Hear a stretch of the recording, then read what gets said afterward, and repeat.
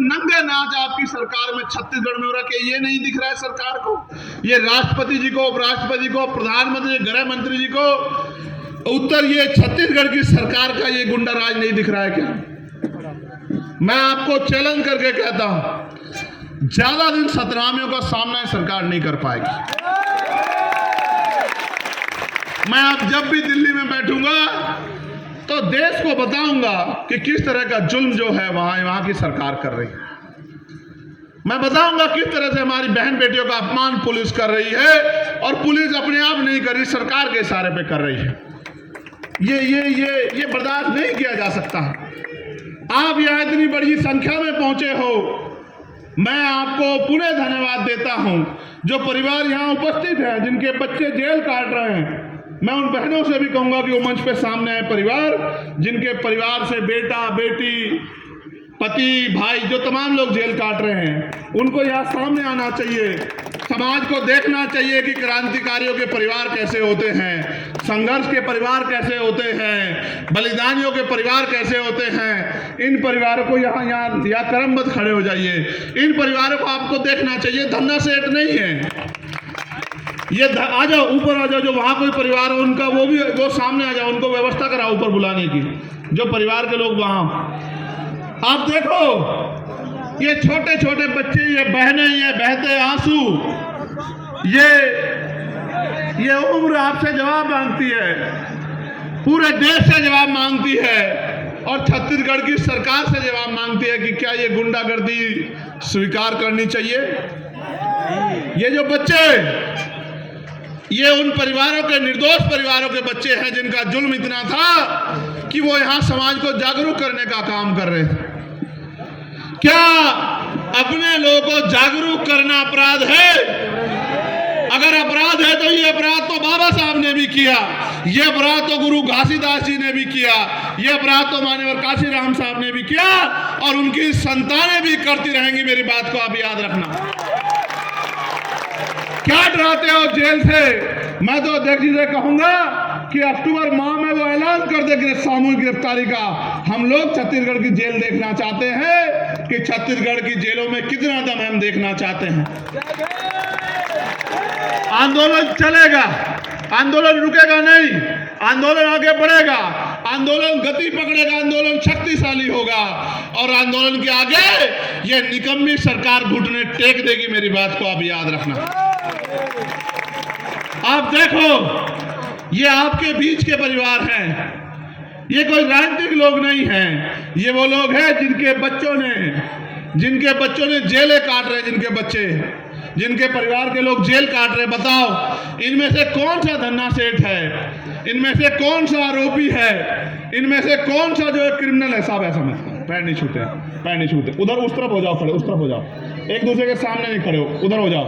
ये जो अभी आए ना, बहनों को खड़े रहने दो, नौजवान लोग उधर चले जाओ, उस तरफ जो उधर नौजवान खड़े उधर। आप समाज के लोग बताओ, अपने दिल पे हाथ रख के गवाही दो, बताओ ये किसी उद्योगपति के परिवार के लोग हैं, किसी नेता के परिवार के लोग हैं, या गरीब आपके बीच के कमजोर नौजवानों जो समाज की लड़ाई लड़ रहे हैं उनके बच्चे? बताओ, उनके परिवार के लोग बताओ, दोनों हाथ उठा के बताओ, ये समाज के वफादार परिवार है या ये समाज को धोखा देने वाले परिवार है? बताओ, क्या इन परिवारों का सम्मान होना चाहिए, नहीं होना चाहिए?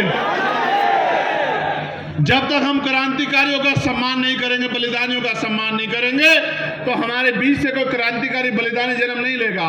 मैं इन परिवारों को दोनों हाथ जोड़ के नमन करता हूं, और मैं उनको विश्वास दिलाता हूं, कभी संघर्ष खाली नहीं जाता। आज जो हमारे भाई जेल काट रहे हैं, कल ये समाज उनको इतना सम्मान देगा कि वो MP MLA बन के यहां रायपुर में इनके अधिकारों के लिए लड़ेंगे। मेरी बात को आप याद रखें। जिस दिन वो दिन आएगा तो आपको एहसास होगा कि समाज भूलता नहीं है। क्या समाज इनको भूल जाएगा? नहीं भूलेगा समाज।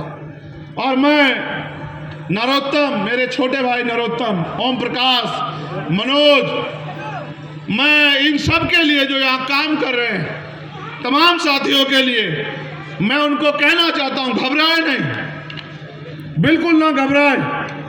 ये सरकार आपका मनोबल तोड़ने के लिए, आपको डराने काम करेगा। डरना नहीं है। एक दिन वो आएगा कि आप सरकार होंगे और ये लोग ऐसे बहुत दूर कहीं कुर्सियों से भी अलग खड़े होंगे। मेरी बात को याद रखना। गुंडागर्दी कभी नहीं चलती, दमन कभी नहीं चलता। और हम तो वो लोग हैं जिन्होंने पानी के पीने के लिए भी संघर्ष किया। मैं आपसे पूछना चाहता हूं, आप डर तो नहीं रहे? आपको कोई भय तो नहीं है? अगर आप डर गए, भय लिया आपने, तो उन क्रांतिकारियों को तकलीफ होगी। आप देखना, जिस दिन वो क्रांतिकारी बाहर आएंगे, एक अलग ऊर्जा जो है उनके त्याग तपस्या से छत्तीसगढ़ में पैदा हो जाएगी। आप मेरी बात को याद रखना। और फिर मैं आपसे कहता हूं, आपका बलिदान ही छत्तीसगढ़ को पैरों पर खड़ा करेगा। आजादी की कीमत चुकानी पड़ती है। आजादी मुफ्त में नहीं मिलती है, अधिकार मुफ्त में नहीं मिलते, उनकी कीमत चुकानी पड़ती है। बाबा साहब अम्बेडकर ने अपने 4 बच्चे कुर्बान किए हैं। आज आपका परिवार भी उसी श्रेणी में जा रहा है जिस श्रेणी ने संघर्ष किया और समाज को फल मिला। मैं आपका धन्यवाद करता हूं। और ये जो इतना बड़ा जन समूह यहाँ बैठा है, मैं इनका भी धन्यवाद करता हूं। मीडिया के भाइयों का भी धन्यवाद करता हूं।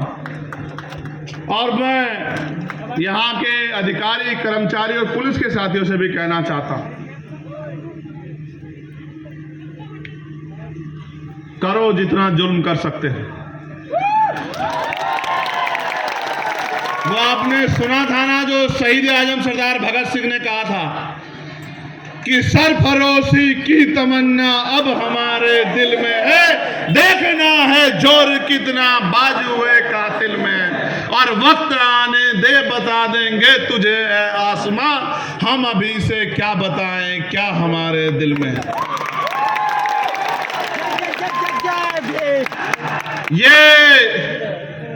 ये नीला झंडा नहीं है, नीला कफन है।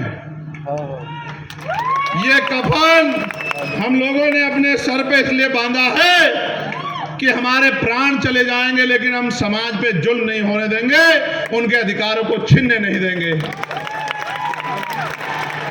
आज जब नौजवान इस नीले पटके को गले में पहनता है, तो अपने आप में खुद को गौरवान्वित महसूस करता है। और आप जानते हैं, हमारा तो झंडा भी सफेद और नीला है।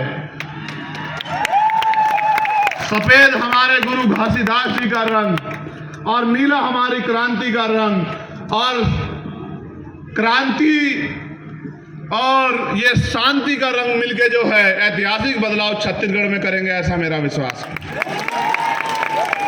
मैं आपसे कहूंगा कि अब आप सब लोग, जब जब आपको ऐलान किया जाएगा और आपको बुलाया जाएगा, जब जब सड़क पे संघर्ष होगा, जब जब सामाजिक न्याय यात्रा आपके क्षेत्रों से गुजरेगी, तो आप लोग क्रांतिकारियों का फूल मालाओं से स्वागत करोगे, ऐसा मेरा विश्वास है। बताओ, करोगे नहीं करोगे? कोई नाम पूछने लग जाएगा पुलिस का आदमी, आधार कार्ड देखने का डर तो नहीं जाओगे? पक्का? यहाँ सम्मानित अधिकारी आए होंगे, मैं राष्ट्रीय अध्यक्ष जी से आग्रह करूंगा, अगर वो आ गए हैं तो वो ज्ञापन कृपया जो है सौंप दें। और मैं आपको ये भी विश्वास दिलाता हूं कि हमारे यहाँ मिनी संसद होती है SC ST की वेलफेयर कमेटी। मैं इस बार जब वेलफेयर कमेटी की मीटिंग होगी